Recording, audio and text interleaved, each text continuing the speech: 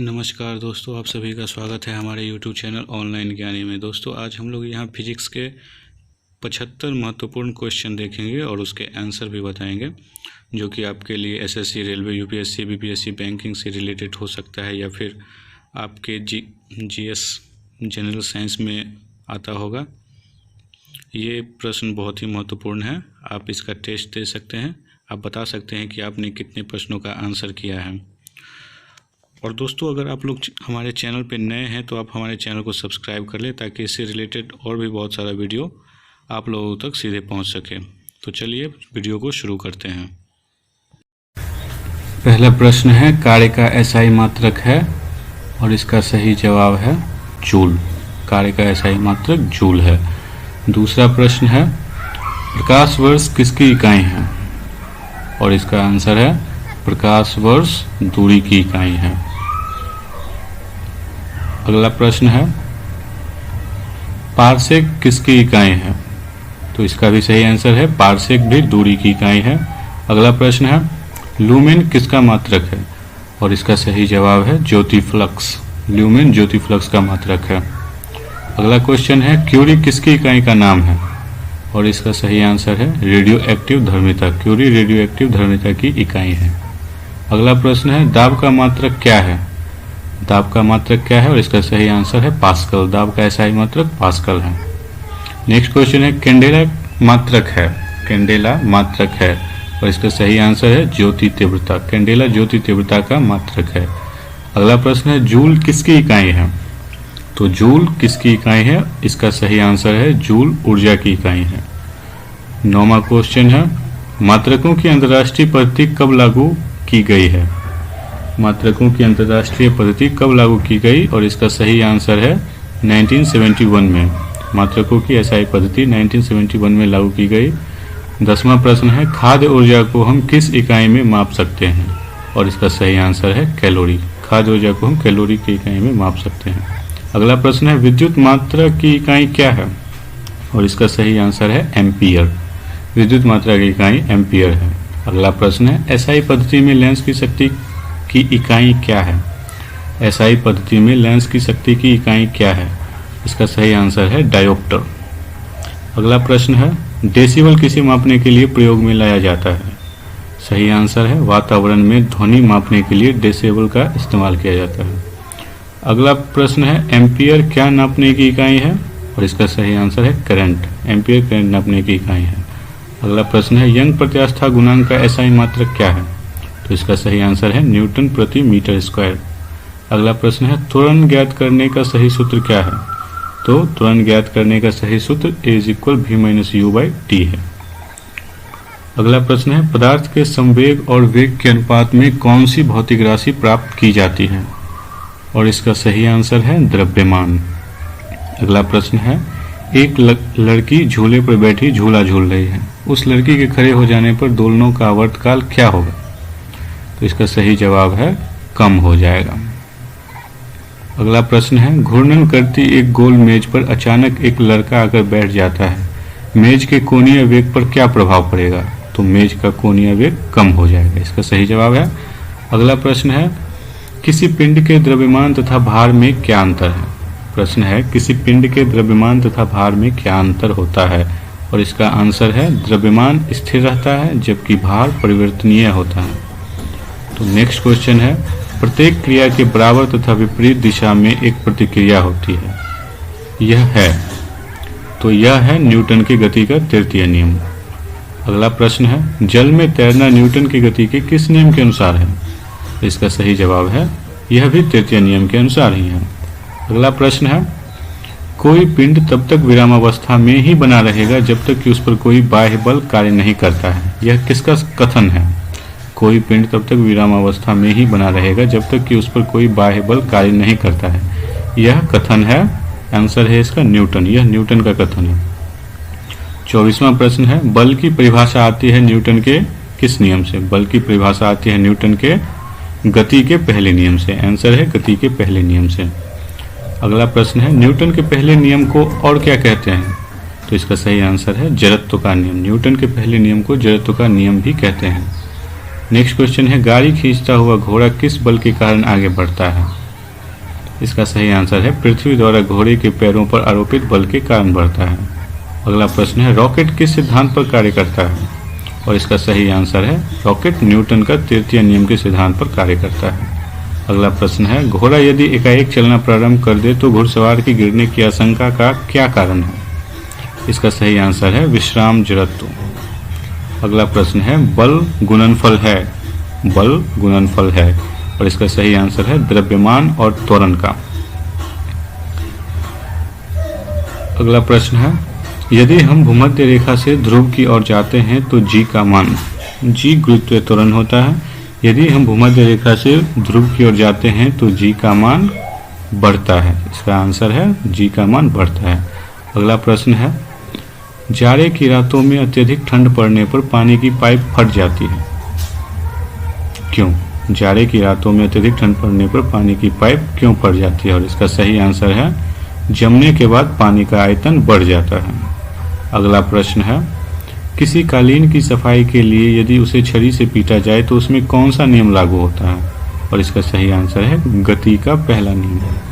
अगला प्रश्न है सड़क पर चलने की अपेक्षा बर्फ पर चलना कठिन है, क्यों? और इसका सही आंसर है बर्फ में सड़क की अपेक्षा घर्षण कम होता है। अगला प्रश्न है लोहे की कील पारे में क्यों तैरती है जबकि यह पानी में डूब जाती है, इसका सही आंसर है लोहे का घनत्व तो पानी से अधिक है तथा पारे से कम है। अगला प्रश्न है किस ताप पर जल का घनत्व तो अधिकतम होता है, इसका सही आंसर है 4 डिग्री सेल्सियस। अगला प्रश्न है बांध के नीचे की दीवार मोटी बनाई जाती है, क्यों? और इसका सही आंसर है गहराई बढ़ने के साथ द्रव का दाब भी बढ़ता है। अगला प्रश्न है दलदल में फंसे व्यक्ति को लेट जाने की सलाह दी जाती है, क्यों? और इसका सही आंसर है क्षेत्रफल अधिक होने से दाब कम हो जाता है। अगला प्रश्न है बर्फ के 2 टुकड़ों को आपस में दबाने पर टुकड़े आपस में चिपक जाते हैं, क्यों? इसका सही आंसर है दाब अधिक होने से बर्फ का गलना घट जाता है। अगला प्रश्न है पहाड़ों पर कभी कभी व्यक्तियों के नाक व मुंह से खून निकलने लगता है, क्यों?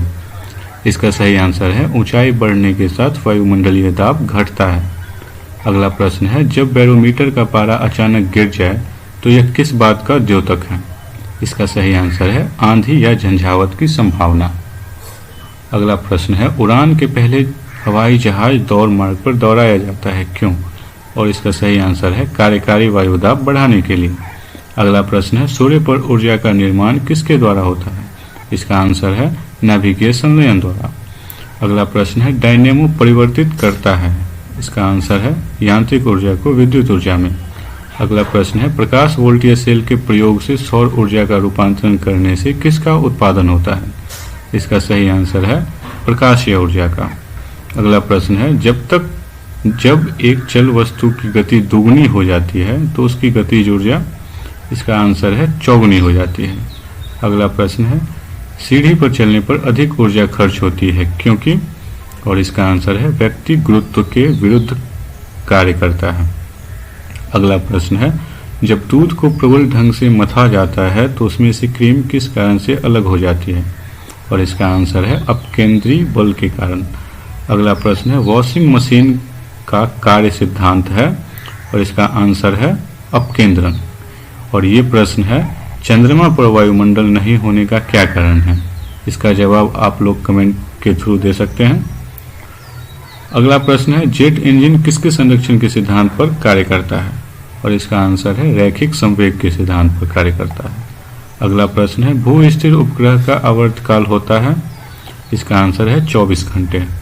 अगला प्रश्न है जब एक पत्थर को चांद की सतह से पृथ्वी पर लाया जाता है तो क्या होता है, तो इसका आंसर है इसका भार बदल जाएगा परंतु द्रव्यमान नहीं। अगला प्रश्न है टेनिस की गेंद मैदान की अपेक्षा पहाड़ों पर अधिक उछलती है क्यों, इसका आंसर है पहाड़ों पर पृथ्वी का गुरुत्वीय त्वरण कम हो जाता है। अगला प्रश्न है यदि पृथ्वी का गुरुत्वाकर्षण बल अचानक लुप्त हो जाए तो क्या होगा, तो इसका आंसर है वस्तु का भार शून्य हो जाएगा परंतु द्रव्यमान वही रहेगा। अगला प्रश्न है पृथ्वी के गुरुत्वाकर्षण का कितना भाग चंद्रमा के गुरुत्वाकर्षण के सबसे नजदीक है, तो इसका आंसर है 1/6 भाग। अगला प्रश्न है एक कण का द्रव्यमान m तथा संवेग p है, इसकी गतिज ऊर्जा क्या होगी, तो इसका आंसर है इसकी गतिज ऊर्जा p² by 2m होगी। अगला प्रश्न है हुक का सिद्धांत किससे संबंधित है?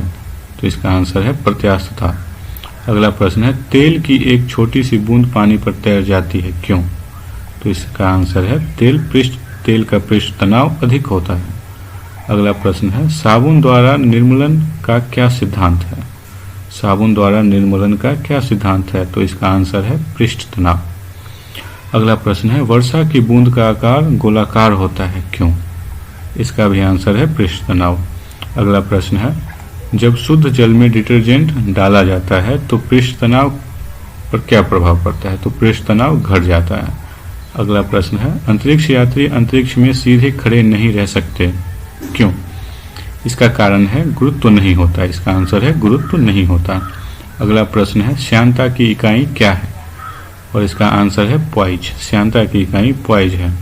अगला प्रश्न है लैंप की बत्ती में तेल किस कारण ऊपर उठता है? और इसका सही आंसर है केशिकीय घटना के कारण।